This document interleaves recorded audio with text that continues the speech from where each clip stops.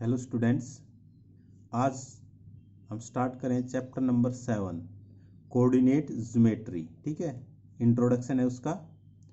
और coordinate geometry आपने 9th class के अंदर भी की थी। ठीक है, तो उसके अंदर सबसे पहले क्या होता है, कार्टेशियन प्लेन। कार्टेशियन प्लेन क्या होता है? कार्टेशियन प्लेन वो होता है जहाँ पर हम पॉइंट को लोकेट करते हैं। आपको पता है, आपने ये एक्स एक्सिस और वाई एक्सिस पढ़ी हुई है। एक्स एक्सिस और वाई एक्सिस, ये आपको पता है एक्स पॉजिटिव होता है, ये एक्स नेगेटिव, ये वाई पॉजिटिव, ये वाई नेगेटिव। ठीक है, तो इसको हम क्या बोलते हैं? Cartesian plane. कार्टेशियन प्लेन, ठीक है, कार्टेशियन प्लेन। अब इस कार्टेशियन प्लेन के अंदर अगर हमें कोई पॉइंट लोकेट करना है तो उसकी क्या वैल्यू चाहिए मेरे को? किसकी वैल्यू चाहिए? एक्स की वैल्यू और वाई की वैल्यू। एक्स की वैल्यू और वाई की वैल्यू, यानी कोई भी पॉइंट है पी, उसकी जो कोऑर्डिनेट होते हैं वो किस फॉर्म में होते हैं? X comma y. यानी एक्स को हम क्या बोलते हैं? Abscissa, abscissa. और इसको हम क्या बोलते हैं? ऑर्डिनेट। क्या बोलते हैं? ऑर्डिनेट। ठीक है, यानी हमें कोई भी पॉइंट लोकेट करने के लिए किसकी वैल्यू चाहिए? एब्सिसा की वैल्यू चाहिए। और किसकी वैल्यू चाहिए भाई? ऑर्डिनेट। ठीक है, और जो ये चार पार्ट बन गए हमारे पास, ये चार पार्ट क्या होते हैं? क्वाड्रेंट्स होते हैं। क्या होते हैं? क्या बोलते हैं इनको? Quadrants. First quadrant, second, third and fourth, ये क्या हो गया मेरे पास? Quadrant.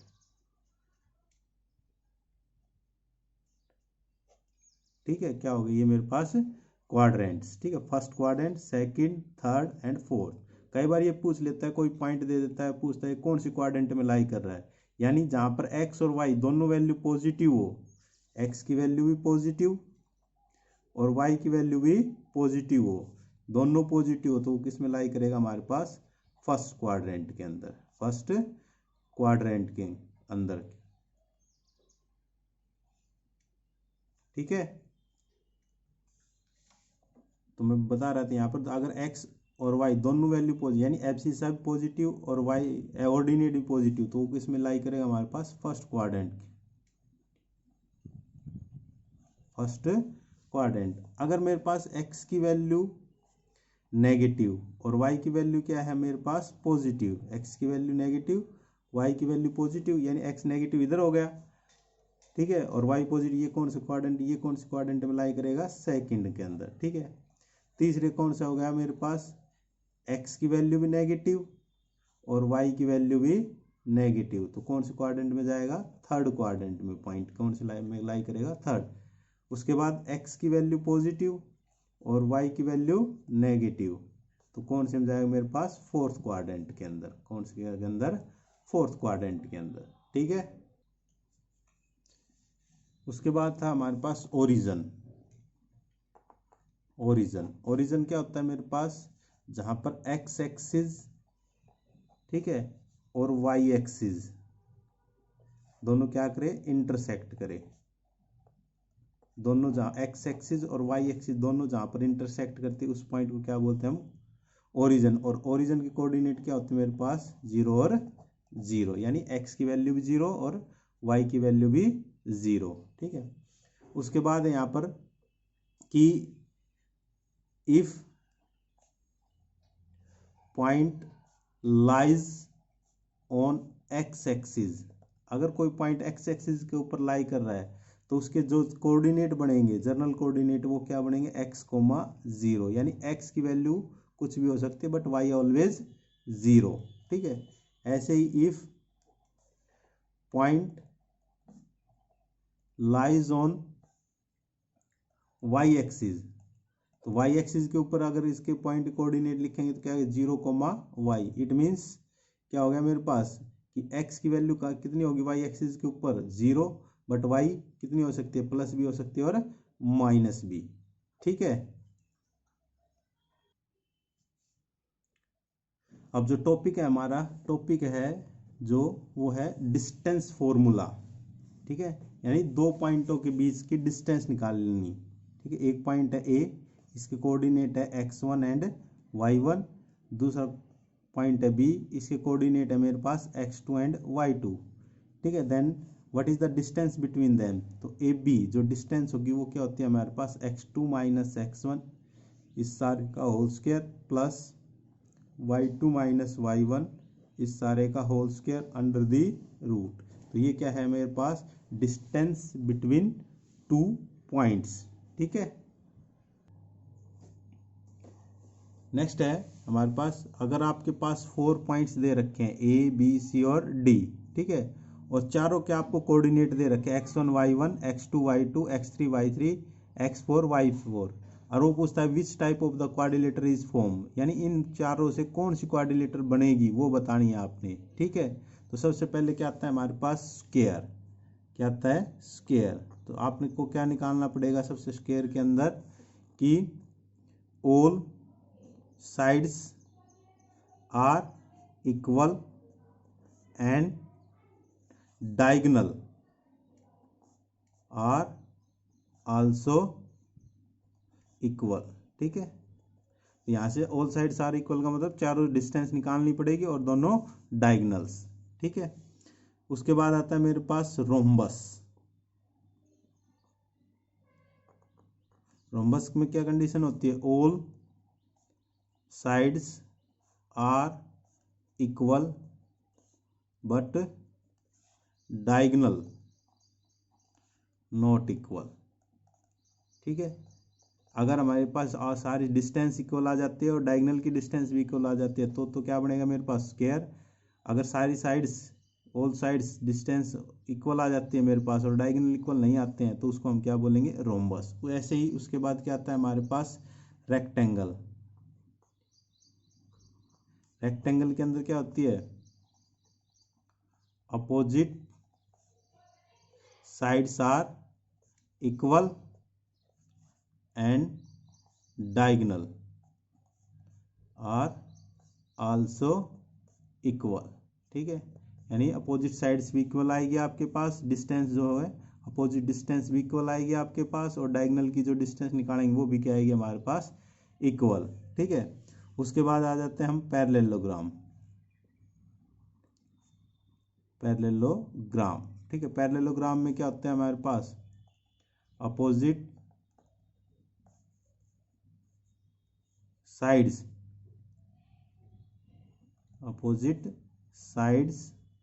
Are equal but diagonal not equal. ठीक है, तो यही है हमारे पास मेन, स्क्वायर बताना, रोम्बस बताना, रेक्टेंगल या पैरेललोग्राम। ठीक है, अब आते हैं हम एक्सरसाइज 7.1। अब इसमें कह रहा है find the distance between the given points. ठीक है, ए और बी दो पॉइंट्स है, ए के कोऑर्डिनेट ए और बी के कोऑर्डिनेट है माइनस ए और माइनस बी। अभी कह रहा है find the distance.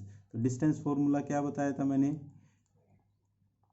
Distance formula जो है वो क्या लिखवाया था मैंने, x2 माइनस x1 इसका whole square plus y2 minus y1 इसका whole square under the root. It means A B कितनी आएगी मेरे पास, ये x1 है, ये y1, ये x2, ये y2, यानी माइनस ए इस सारे का whole square plus minus B इस सारे का whole square under the root. ये कितना आ गया मेरे पास, यहाँ से आया देखो -2a इसका होल स्क्वायर प्लस में -2b इसका होल स्क्वायर। ठीक है, इसको सोल्व करेंगे तो क्या आएगा, 4a square plus 4b square. 4 common लेंगे रूट से तो बाहर आएगा 2, रूट ऑफ कितना आ जाएगा, a square plus b square. तो ये क्या आ गया मेरे पास, डिस्टेंस आ गई है। ठीक है,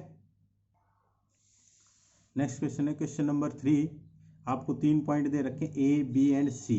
ठीक है, ए के कोऑर्डिनेट बी के और सी के। अब उसने पूछा कि आर द पॉइंट्स कोलिनियर, तो यहाँ से हम क्या निकालेंगे, तीनों डिस्टेंस निकालेंगे। तो ए बी डिस्टेंस कितनी आएगी, ए बी डिस्टेंस होगी x2 माइनस x1 यानी 2 माइनस 1 इसका whole square plus 3 minus 5 y2 minus y1 इसका whole square under the root. ठीक है, तो यहाँ से क्या है मेरे पास, यहाँ से आएगा 1 का स्क्वायर प्लस -2 का स्क्वायर। इट मीन्स ये बनेगी मेरे पास 1 का स्क्वायर 1 -2 का स्क्वायर कितना आएगा भाई, 4, यानी √5। ऐसे ही डिस्टेंस कौन सी निकालेंगे, अब यहाँ से BC डिस्टेंस निकालेंगे तो कितनी आएगी मेरे पास, -2 इस सारे का होल स्क्वायर, ये x1 ये y1 ये x2 ये y2 प्लस -11 -3 इस सारे का whole square under the root. ठीक है, यहाँ से कितना है मेरे पास, ये -2 और -2 -4 का स्क्वायर कितना हो गया 16 प्लस -11 और -3 -14 का स्क्वायर करेंगे कितना आएगा 196। ठीक है, तो इसको सोल्व करेंगे तो ये आएगा 212 अंडर दी रूट। ठीक है, थर्ड है मेरे पास AC के निकालेंगे तो ये x1 ये y1 ये x2 ये y2 यानी -2 -1 इस सारे का होल स्क्वायर। ठीक है, प्लस -11 -5 इस सारे का whole square under the root. तो यहाँ से कितना आएगा मेरे पास, ये आया देखो -2 -1 -3 का स्क्वायर 9, ये -16 का स्क्वायर कितना आ गया 256। ठीक है, तो यहाँ से आया मेरे पास √265। ठीक है, अब बताना ये कोलिनियर है या नहीं, तो सीधी सी बात है, डिस्टेंस फॉर्मूले से अगर कोलिनियर बताना है तो सीधी सी देख लेना कि जो डिस्टेंस है मेरे पास, एक जो डिस्टेंस है सबसे ज़्यादा वो क्या होनी चाहिए बाकी दोनों के सम के इक्वल। तो आप यहाँ क्या देख रहे हो, AB plus BC not equal to AC, यानी जो AC जो सबसे ज़्यादा डिस्टेंस आई थी मेरे पास वो इन दोनों के सम के इक्वल नहीं है, तो points are not collinear, points are not collinear. ठीक है, पॉइंट्स क्या नहीं होंगे, कोलिनियर। ठीक है, नेक्स्ट है क्वेश्चन नंबर 4। ABC 3 पॉइंट्स आपको दे रखे हैं और आपने चेक करके बताना है कि ये हमारे पास आइसोसेलेस ट्रायंगल के वर्टेक्स है या नहीं है। तो आइसोसेलेस ट्रायंगल के वर्टेक्स में क्या होती है, दो साइड्स इक्वल होती है। तो आप डिस्टेंस निकालो AB कितना आएगा भाई, ये x1 ये y1 ये x2 ये y2 यानी x2 माइनस x1 4 + 2, नहीं ये तो गलत।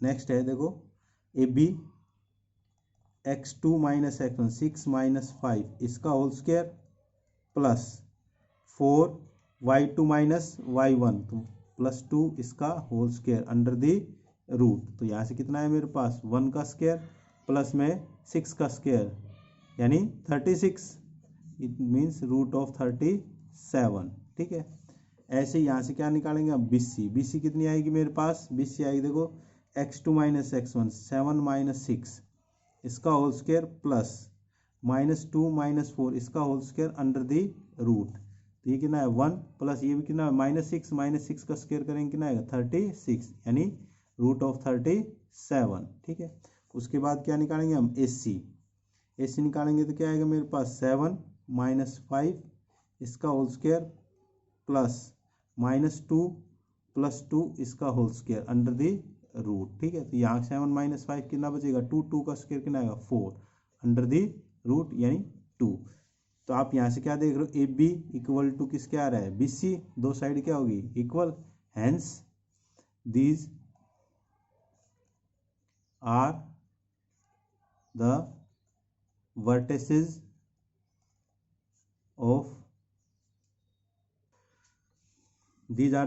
ऑफ क्या बन गया हमारे पास आइसोसेलेस ट्रायंगल। ठीक है, क्योंकि दोनों साइड क्या आ गई इक्वल, अगर ये तीनों साइड इक्वल आ जाती तो किसके वर्टिसेस बन जाती है इक्विलेटरल ट्रायंगल। ठीक है, अगर तीनों साइड्स इक्वल नहीं आती है तो कौन सी ट्रायंगल बनेगी हमारे पास स्केलन ट्रायंगल। ठीक है।